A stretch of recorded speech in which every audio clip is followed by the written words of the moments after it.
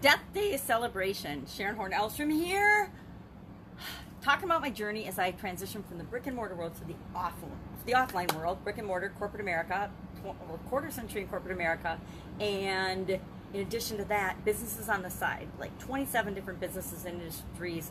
I've been a primary business owner, if not the sole business owner, in a lot of different businesses, from real estate. I even tried network marketing. I know people. I guess I had some success in network marketing, but the company went out of business and things like that. So network marketing, hospitality, restaurants and bars, retail, from fireworks to Christmas trees to wreaths to coins to all kinds of different things. Not Bitcoin, by the way. This was back in the day of real coins, collectibles. And what else have I done? All kinds of stuff. So personal care industry, and now we're getting into a new, different manufacturing business because I love manufacturing. Oh, Italian food. I totally forgot Italian food. 35 years of Italian food manufacturing. So lots of different businesses, lots of different industries, lots of different experiences offline, and it's part of my divorce, and it's part of what I'm going to talk about today, Death Day celebration. Went from offline to online. Now today's day 953 of me talking about it and just kind of sharing what's worked, what hasn't worked, and what I'm doing. And I actually, for a couple of reasons, I do this video every day. It's like a video journal instead of writing things down in a journal. And I used to be a huge writer down of things in journals. I have literally tubs of books and journals from my past and my life and things that I've been doing and learning about and studying over the decades. However, in the last couple of years, my vision has tanked and I'm now legally blind. So part of that has had me switching from writing and being a visual person to having to do things more auditorily and having to listen, and video is a really quick and easy way to share information without having to be able to read or see 2020, right? But today we're going to talk about something different and something unique to me, I think, and probably not very many people. I think my son-in-law asked me yesterday, how many people do you think have really died and are still here to talk about it today? And I don't know, I'm gonna have to look it up and research it. I've never researched that. I'm kind of curious now that he asked that question. I'd never thought about it, but 10 years ago today is actually the 10th anniversary. I'm pretty excited about that. The 10th anniversary of my sudden cardiac arrest. 10 years ago, my life was so different than it is right now. It's like black and white, night and day, opposites, totally different than it was 10 years ago. And because of that, I was going down a path that was totally wrong for me.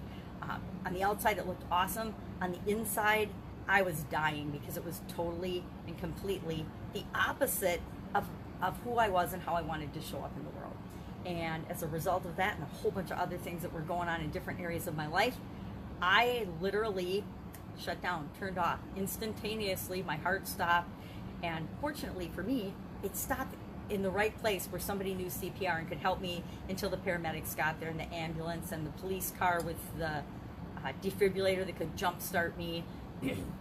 And that led to freezing. I was actually frozen. They filtered my blood through freezers and froze my blood and got my body temperature down so that I wouldn't have organ damage and brain damage. Now my family might say I have a little bit of brain damage, and I do have a little bit of short-term memory loss things that happen periodically, but nothing that I am allowing to stop me, right? I'm not going to stop just because of a little thing like dropping dead, right? I'm going to keep going. So today, I've always celebrated my death day. September 7th, I've been celebrating for the last 10 years, and I've actually enjoyed celebrating it more than my birthday. And my daughter and son-in-law reminded me yesterday that I like celebrating it more than my birthday because I don't get a year older. I don't have to rack up another year every time I celebrate my death day. Otherwise, I'd be 100. Well, I wouldn't be 120, but I'd be 70, and I'm not looking to be 70 yet. I'm going to go ahead and stay 60, but celebrate my death day. So I get 2 celebrations a year, and only one of them increases my chronological age. So, learned a lot in the last 10 years. I would say in the last 10 years, I have learned more about who I want to be and the person I am and who I want to show up as and how I want to experience my life than I did in the previous 50 years combined. I've definitely learned more in 10. And I think that's how a lot of our lives progress. We learn, not everybody. Some people are just the opposite. Maybe everybody doesn't. You know, we naturally think everybody thinks like we do, even though they don't. I naively think that people think and feel and believe a lot of the same things I do, and then I'm shocked and surprised to realize, oh my God, everybody doesn't want to make the world a better place. Everybody doesn't want to be the best version of themselves. Everybody doesn't want to be a good person. Everybody doesn't want to treat people the way that they want to be treated. I guess that's naive. So today, I didn't really talk about it on anything except the Get Up and Go Challenge, because the Get Up, and actually it's the Get Up and Go Challenge, but in September we're doing a setup for success. So every day from, I think the 2nd or 3rd of September on, I started talking about one big lesson that I've learned, primarily in the last 10 years, but over the course of my life. And every day I'm just sharing one of the lessons that I've learned that have been the biggest impact to me. Now, some of the lessons might not mean anything to you, but others might be like, oh my God, I never even thought of that. I never even realized that I had that kind of personal power. I never even realized I could do that.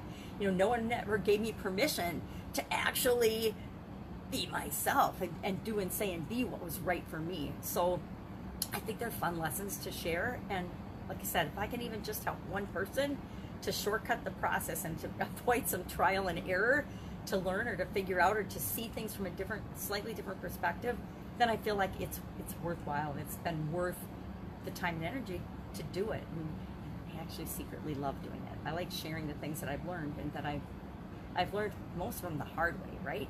Most people don't want to have to die to realize that they're the most important thing, and being themselves is the most important thing they can do in this lifetime. It is the most important thing you can do, is be yourself, show up as who you are, figure out and decide what's right for you, and then honor that by doing it, following your path, not anyone else's path, but your path. We each have our own journey. Life is just one big journey, and each of ours is going to be different and unique and special, but it's going to be perfect for us. Even the stuff that has been terrible, I mean, even the stuff that's been painful and horrible, it's all been to show me something about myself, maybe that I needed to learn and grow through, maybe that I needed to get over. I mean, you know, divorce is kind of ugly. Mine was not particularly ugly.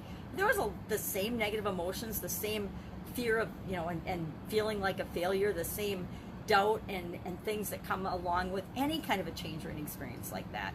I experienced all those things, just like, you know, the death of my father and my grandparents and other people that I've loved and cared about. We all experience those things, but we all experience those things differently. And how I experience it is my journey. How my sisters or my mom or anybody else experiences it is their journey. And that's kind of hard to swallow sometimes, but it's the only thing that explains some of the things that happen in life. It's the only thing that explains why young people die, why people are murdered, why people are harmed and hurt, is that each of us has our own journey, and it's not for us to understand that journey, it's for them to experience and understand that journey. And I find that if I take that approach, a lot of times when I hear about something that is just sad or breaks my heart, I don't of course condone or agree with it, but I understand that it's not for me to fight against or judge that thing. It's not my thing. I don't know if I'm explaining that right. I hope so. So today, 40 winks was our Supersize Your Business topic today, about taking little naps. And I've actually challenged myself for this week, Monday through, today's Monday. I guess I'm gonna have to take a nap today. I didn't realize. I'm going to, at 2 p.m. for 15 minutes, I am just gonna lay down somewhere and close my eyes and see what kind of an impact that has on me as a human being. I've never been a big napper. I don't know if I was a big napper when I was a baby. I'll have to ask my mom. But I know how positive naps were for my kids growing up. So I want to see, does that have the same effect on me as an adult? Will that make me feel more creative, more productive, more anything? I'm just going to test it out on myself. I'd love to use myself as my own science experiment. So if I'm going to say, hey, we should check this out, I'm going to do it too. So this week, I'm going to take a nap every day. I'm going to take 40 winks, just 10 or 15 minutes. And I'm going to set the timer, but I'm literally going to lay down so that it's a huge pattern interrupt for me and see what kind of an impact it has. So that was our idiom today, 40 winks. Fun challenge today was a saying from Ronald Reagan about eating jelly beans, which I totally don't remember him ever saying, but he probably did. It's probably like, I think, wasn't it President Bush and broccoli? He didn't like broccoli and broccoli tanked. That power of an influencer, right? That's why I think that the more people that are listening to us, the more we need to really consider the things we say. If I say, I hate broccoli, that's up to me. Now, I happen to love broccoli, but if I were to say that, I need to qualify that in my opinion, I don't like to eat broccoli.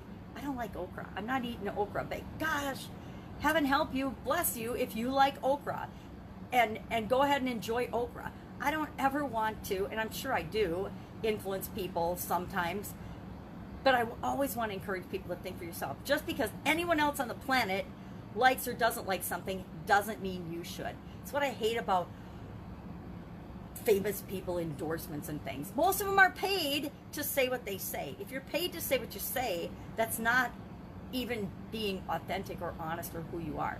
And we like to think that everybody knows that TV commercials are paid for, the people on them are paid to say and do what they do, but we don't on a conscious level. We are attached emotionally, and we're triggered emotionally, and that takes away our sense of thinking, oh, that's right, they're just paid for that. That's why I used to hate scary movies. I used to just hate scary movies because something in me would say, well, what if that were really possible? What if that could happen? And then after my death anniversary, I was like, that is so ridiculous. It's all made up. Every bit of it is made up, so I get to decide and choose what it means. So now I can watch a scary movie and just laugh or realize, oh, sometimes it's fun to get scared because scared and excited feel the same way to me. Things like that. So 40 winks. Ronald Reagan, jelly beans eating. How do you eat jelly beans and what does it say about you? Which is really an interesting thing to think about, right? I gotta admit, I've never thought about how I eat something and what that says about me. How do you eat an ice cream cone? What does that say about you? How do you eat I'm trying to think of something that people eat in different ways and what that would say about them. That would be one. Comment in the comments below. What would be a funny thing that you've watched people eat and you're just like, oh my God, how about corn on the cob? How people eat corn on the cob. What does that say about them, right? Maybe it's like, corn on the cob is delicious. I can't eat it fast enough. I don't know. So I love these things that I do every day because it allows me to get up and show up and be myself. But it also stimulates my personal growth and development and gets me thinking about topics and things that I may have never even considered or thought about before. Especially the idioms. I'm running out of idioms. The book that I started doing idioms out of only has 600 in it. And I think today was day 554, so I'm getting to the end of the book, and it's hard to pick out idioms. Before, beginning, it was really fun. I would just go through and I'd open a page, and then on a page there'd be 5 or 6 idioms, and maybe 7, and I would pick one of those. And now, it's to the point where I have to search through the book to find one that isn't used. Now, I did do a Google search a while back, and there's like 20,000 idioms in the English language. So I could keep doing it forever. I'm just not sure how much longer I'm gonna do it. I started doing it initially for something to do consistently during my packing up and moving and getting out of my old house as part of my divorce. I'd been there a few years, and the ex was like, you need to get out now because it's time to move on. And it was totally time to move on. Big old house just for me. It was silly to have me racking around in a big old house. So as part of that, and as part of that transition, I was like, okay, well, what am I going to do to show up every day? So that's why I started to decide to do the idioms. And as I did them and got into them, I realized it's just like having a word of the day or something that you're learning and growing in a way that you're studying every day. It gave me a little fun thing to think about and realize, well, what kind of an impact does this have on me and my life and my business online now? And what kind of experiences have I had with this?